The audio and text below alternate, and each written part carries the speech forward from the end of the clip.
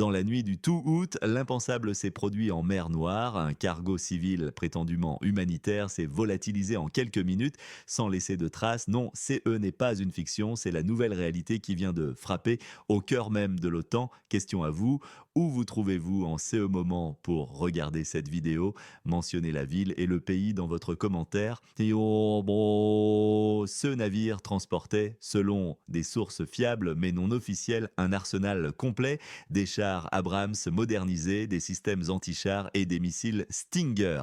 Le tout discrètement acheminé près de l'embouchure du Danube, mais il a rencontré un adversaire furtif, presque légendaire, le sous-marin russe de classe Varshavianka, surnommé le Trou Noir. En quelques instants, le cargo a disparu comme s'il s'était évaporé dans l'air.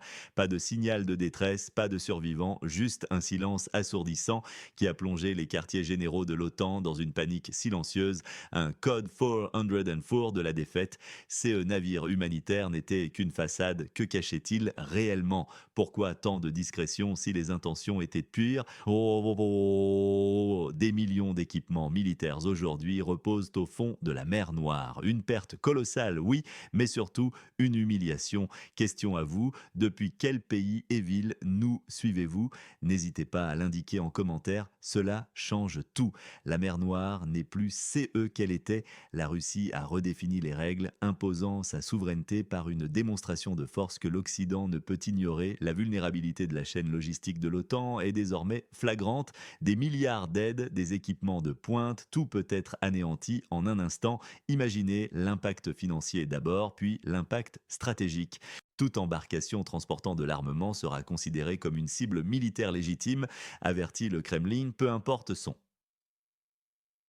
pavillon. Le message est clair, brutal et sans équivoque. Pourquoi les systèmes de défense de l'OTAN n'ont-ils rien vu, rien entendu? C'est l'échec total d'une stratégie, l'effondrement d'un mythe. Quel événement dans le secteur de la défense a été sous-estimé par les médias, selon vous? Et pourquoi? Le contexte est crucial. Cette frappe n'est pas isolée, elle fait suite à une provocation directe, la livraison par l'Allemagne de missiles Taurus à la région contestée, une ligne rouge selon les mots même de Vladimir Poutine, une ligne franchie qui a entraîné une riposte que Berlin n'a pas vue depuis 1945. Des mots lourds, chargés d'histoire, des bombardements intenses ont suivi, ciblant des centres logistiques, des ponts, des nœuds ferroviaires dans les villes occidentales. Lviv, Ternopil, Khmelnytsky, Ivano-Frankivsk, toutes ont subi des impacts significatifs. Le camp d'entraînement de Yavoriv, supposé abriter le premier lot de missiles Taurus, a été frappé de plein fouet. Des attaques précises, millimétrées. Certains affirment même qu'une opération anti-défense aérienne près de Lviv a provoqué l'activation des systèmes Patriot et Iris-T pour mieux les neutraliser. Une stratégie audacieuse, presque machiavélique. Un ciel couvert de fumée noire pendant des heures, des scènes apocalyptiques selon les résidents locaux. Qui a fait fuiter l'information? Le silence assourdissant de l'OTAN est éloquent. Des sources proches du renseignement évoquent une infiltration profonde. Le renseignement russe suivait le cargo depuis le début, connaissant sa cargaison, son départ, sa route précise. Une trahison interne, des agents doubles au sein des compagnies logistiques, où le GRU russe a-t-il pénétré les canaux de communication chiffrés de l'OTAN, comme certains le suggèrent? Pendant ce temps, l'Allemagne est en état de choc. Le nouveau ministre de la Défense, Andrei Belouzov, ne mâche pas ses mots. Si l'Allemagne continue de fournir des missiles qui peuvent atteindre le territoire russe, cela équivaudrait à une déclaration de guerre. Les conséquences de ces naufrages vont bien au-delà de la mer Noire. Elle touche directement le cœur de l'Alliance Atlantique et SES membres les plus influents. À qui faites-vous confiance concernant CE sujets brûlants en mer Noire? Dites-nous le nom d'un expert ou d'un média en commentaire. Les implications sont massives. Politiquement, cela risque d'aggraver les tensions diplomatiques. Avec des risques d'escalade directe, l'ambassadeur allemand a été convoqué. Militairement, c'est une déroute logistique pour l'OTAN, des millions d'armements détruits, des défenses aériennes contournées. La mer Noire est devenue une zone à haut risque, une zone de non-droit où la Russie dicte les règles. L'économie en souffre aussi, avec des coûts de perte faramineux, des perturbations du commerce maritime. Les populations côtières sont invitées à signaler le Moindre mouvement inhabituel, la peur gagne du terrain. Le scénario le plus pessimiste pour l'OTAN est une cessation forcée de toutes les livraisons d'armes par voie maritime et terrestre, entérinant la domination russe.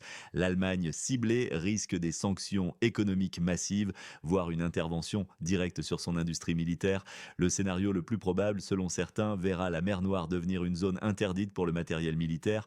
L'OTAN devra repenser toute sa stratégie, augmentant les coûts et les délais d'approvisionnement.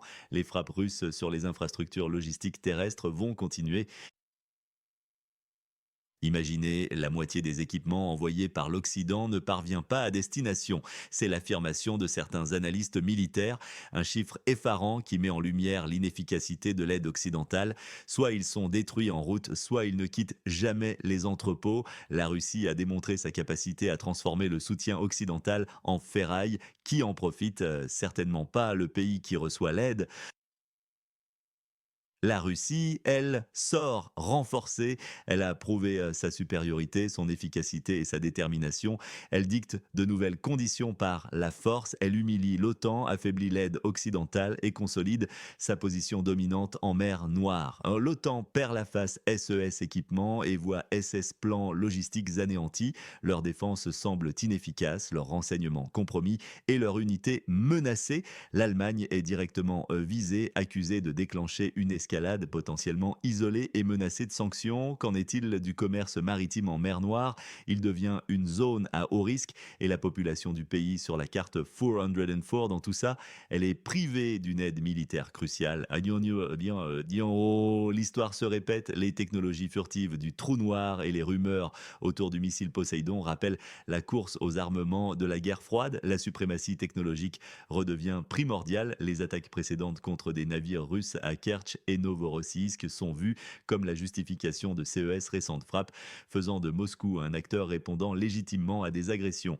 Ce n'est plus une guerre par procuration, mais une confrontation directe entre la Russie et l'OTAN. Votre prévision pour les prochains mois concernant la crise en mer Noire, donnez une date et une raison à votre pronostic. Le message est clair, l'ordre mondial est en train de changer.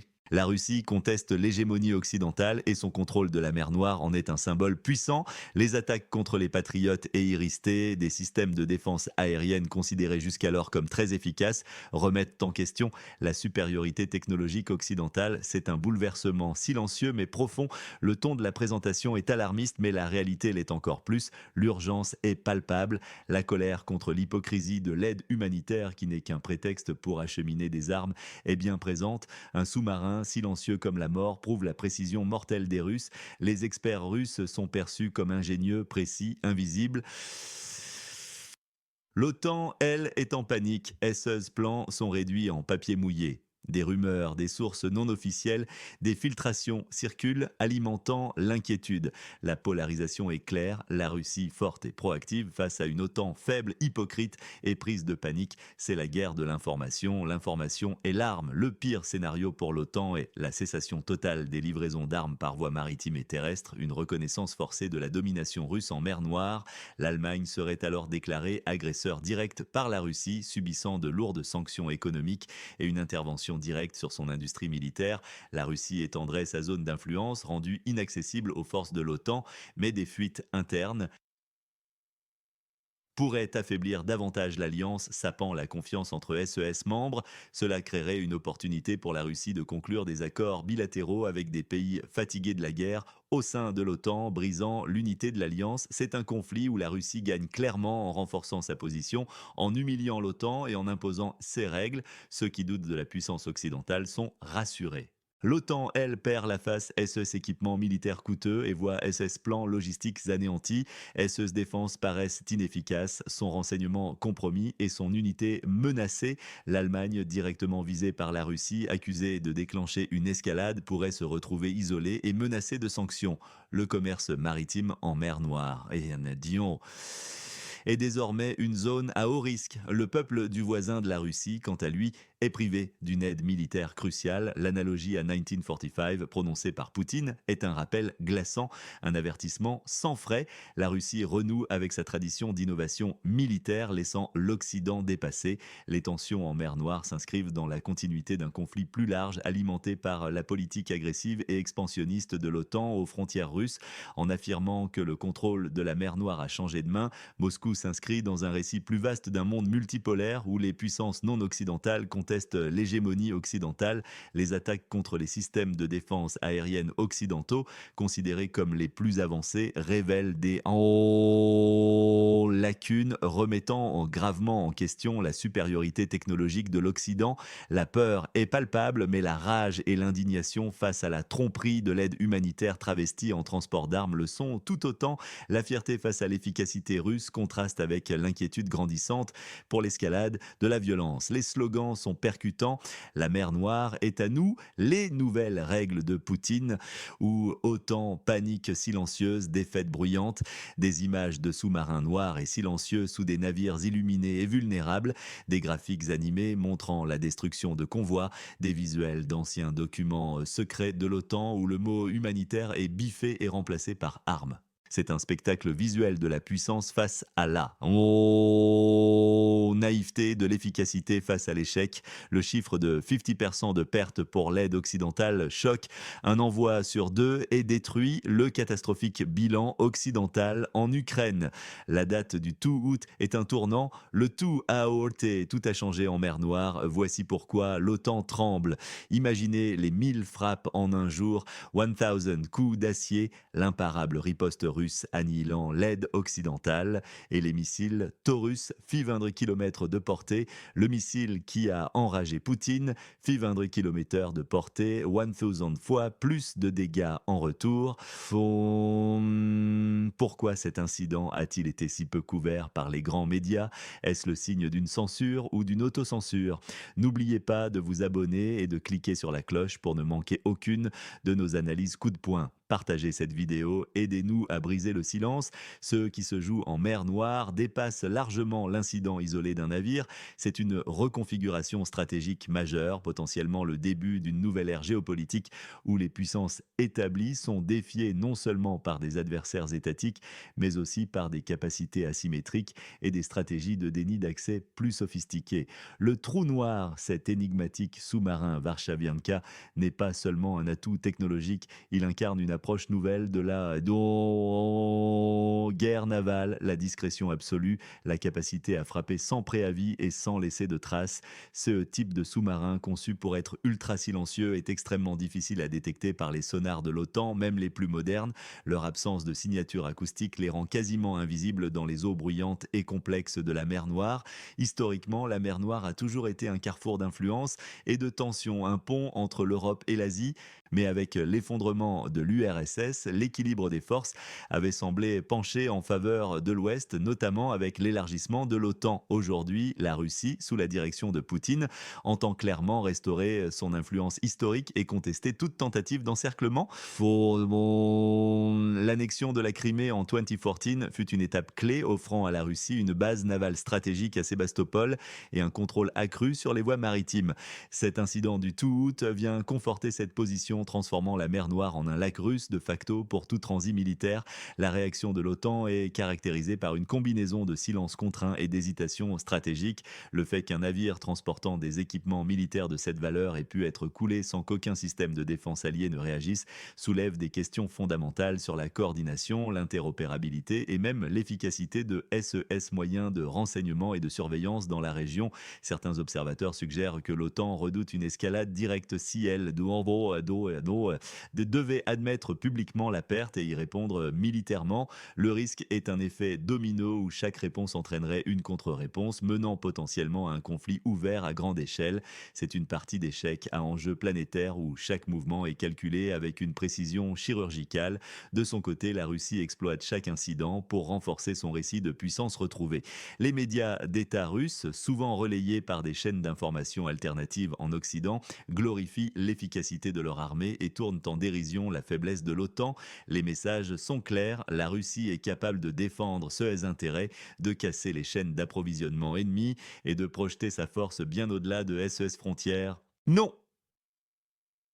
seulement par des moyens conventionnels, mais aussi par des moyens de guerre de l'information et par des opérations clandestines. La guerre hybride est à son paroxysme. Le rôle de l'Allemagne dans ces conflits est particulièrement mis en exergue.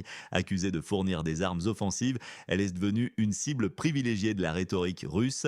Les missiles Taurus allemands, avec leur capacité de frappe à longue portée et leur précision réputée, sont perçus comme une menace directe pour la sécurité nationale russe. Pour Poutine, la livraison de CES missiles est une ligne rouge majeure comparable à un acte d'agression directe. La riposte, si elle venait à se concrétiser sur le territoire allemand, pourrait prendre des formes multiples: cyberattaques paralysantes, sabotage d'infrastructures critiques ou même des frappes ciblées sur des installations militaires ou industrielles, une situation qui rappelle les tensions de la guerre froide où l'Allemagne de l'Ouest était au centre de la confrontation Est-Ouest. La vulnérabilité de la chaîne logistique de l'OTAN ne se limite d'ailleurs pas aux seules voies maritimes. Les attaques sur les réseaux ferroviaires et routiers en Occident, notamment vers les frontières orientales de l'OTAN, sont également un problème majeur. Ces uses infrastructures vitales pour le transport d'équipements lourds sont des cibles évidentes et relativement faciles à frapper pour des armées dotées de capacités de frappe à distance. L'impact économique est également considérable. Les assureurs maritimes pourraient refuser de couvrir les navires transitant en mer Noire ou augmenter drastiquement leurs primes, rendant le commerce maritime presque impossible. Les exportations agricoles, notamment de céréales, dont la région est un acteur majeur, seraient gravement affectées, entraînant une flambée des prix mondiaux et une crise alimentaire dans de nombreuses régions du monde. Les navires marchands seraient contraints de trouver des routes alternatives plus longues et plus coûteuses ou de rester à quai, paralysant ainsi des pans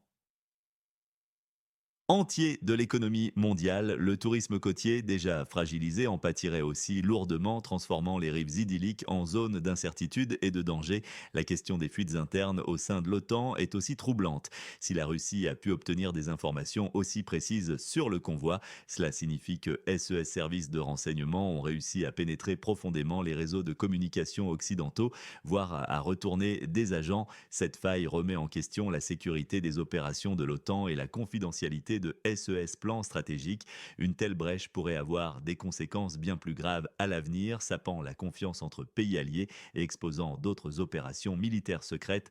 Le cyberespace est devenu un champ de faux batailles où les fronts sont invisibles mais les dégâts bien réels. L'effondrement d'un navire humanitaire chargé d'armes est également un puissant levier de propagande. La Russie peut arguer que l'Occident utilise des prétextes humanitaires pour acheminer des armes et prolonger le conflit, discréditant ainsi l'aide occidentale et les organisations internationales qui y participent.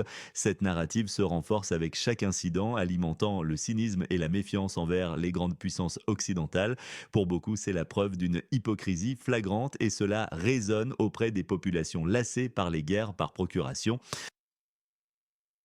L'incident du tout est donc bien plus qu'une simple perte militaire. C'est un message, un avertissement et une étape majeure dans la redéfinition des équilibres de pouvoir en Europe et au-delà. La mer Noire, jadis une route commerciale et un lieu de villégiature, est devenue un baril de poudre où le moindre incident peut allumer la mèche d'un conflit bien plus vaste. La Russie y affirme sa puissance, l'OTAN y révèle ses faiblesses et le monde retient son souffle craignant la prochaine escalade. La course aux armements prend une nouvelle dimension avec des technologies de plus en plus sophistiquées et des stratégies de déni d'accès qui transforment des zones entières en chasse gardée. Le concept de guerre froide tout Zero Hunch prend tout son sens, mais avec des acteurs et des technologies que personne n'aurait pu imaginer il y a quelques décennies. Le scénario le plus redouté est celui d'une spirale incontrôlable où chaque action entraîne une réaction plus intense, menant à un conflit généralisé. Les diplomates sont sous pression intense pour trouver des solutions, mais la dynamique de confrontation semble irrémédiablement lancée.